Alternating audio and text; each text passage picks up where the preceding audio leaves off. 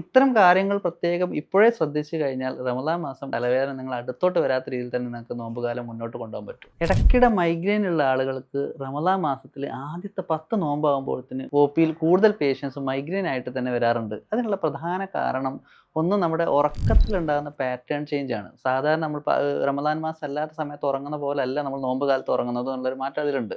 ഭക്ഷണം കഴിക്കുന്നതിൻ്റെ സമയത്തിലുണ്ടാകുന്ന വ്യത്യാസം, പിന്നെ ഡീഹൈഡ്രേഷൻ, ശരീരത്തിലേക്കുള്ള ജലാംശത്തിൻ്റെ കുറവൊക്കെ ഈ മൈഗ്രെയിൻ ഭയങ്കരമായിട്ട് ട്രിഗർ ചെയ്യും. ഇതുകൂടാതെ നമ്മൾ റമദാൻ മാസത്തിൽ വെയിൽ കൊള്ളുന്നത് ഈ മൈഗ്രെയിൻ ഹെഡേക്ക് പെട്ടെന്ന് തന്നെ ട്രിഗർ ചെയ്യും. ഛർദ്ദിക്കാൻ വരിക, അല്ലെങ്കിൽ ഓക്കാനുണ്ടാകുക, ലൈറ്റൊക്കെ നോക്കുമ്പോൾ ഉണ്ടാകുന്ന ഇറിറ്റേഷന്, അല്ലെങ്കിൽ സൗണ്ട് കേൾക്കുമ്പോൾ ഉണ്ടാകുന്ന ഇറിറ്റേഷന്, തലയുടെ ഒരു സൈഡിൽ അല്ലെങ്കിൽ രണ്ട് സൈഡിൽ അല്ലെങ്കിൽ പിന്നോട്ടായിട്ട്, അങ്ങനെ പല രീതിയിലാണ് ഈ മൈഗ്രെയിൻ ഹെഡേക്ക് ഉണ്ടാകുമ്പോൾ ഉണ്ടാകുന്ന ലക്ഷണങ്ങൾ. നോമ്പ് തുറന്നു കഴിഞ്ഞാൽ 8 മുതൽ 10 ഗ്ലാസ് വെള്ളം മിനിമം കുടിക്കുക എന്നുള്ളതാണ് ഇതിന് ഒന്നാമത്തെ പരിഹാരം. അങ്ങനെ ആകുമ്പം ഈ ഡീഹൈഡ്രേഷൻ ഒന്ന് മെയിൻറ്റെയിൻ ആയി കഴിഞ്ഞാൽ തന്നെ തലവേദന പെട്ടെന്ന് റിലാക്സ് ആവും. നോമ്പിന് മുമ്പൊക്കെ സ്ഥിരമായിട്ട് ചായയും കോഫിയോ കുടിക്കുന്ന ആളുകളാണെങ്കിൽ അത് നോമ്പ് തുടങ്ങുന്നതിന് മുമ്പ് തന്നെ ഒന്ന് കൺട്രോൾ ചെയ്യണം. അതുപോലെ തന്നെ സ്ഥിരമായിട്ട് അത്താഴത്തിന് ഒരു ഗ്ലാസ് ചായയോ അല്ലെങ്കിൽ കോഫിയോ കുടിക്കുന്നത് ഇങ്ങനെ ഒരു ഹാബിറ്റ് ഉള്ള ആളുകൾക്ക് മൈഗ്രെയിൻ കൺട്രോൾ ചെയ്യാൻ സഹായിക്കുന്ന ഒന്നാണ്. ഇത്തരം കാര്യങ്ങൾ പ്രത്യേകം ഇപ്പോഴേ ശ്രദ്ധിച്ചു കഴിഞ്ഞാൽ റമദാൻ മാസം ഒരു ബുദ്ധിമുട്ടില്ലാതെ നിങ്ങൾക്ക് നോമ്പ് നോൽക്കാൻ പറ്റും. തലവേദന നിങ്ങൾ അടുത്തോട്ട് വരാത്ത രീതിയിൽ തന്നെ നിങ്ങൾക്ക് നോമ്പുകാലം മുന്നോട്ട് കൊണ്ടുപോകാൻ പറ്റും.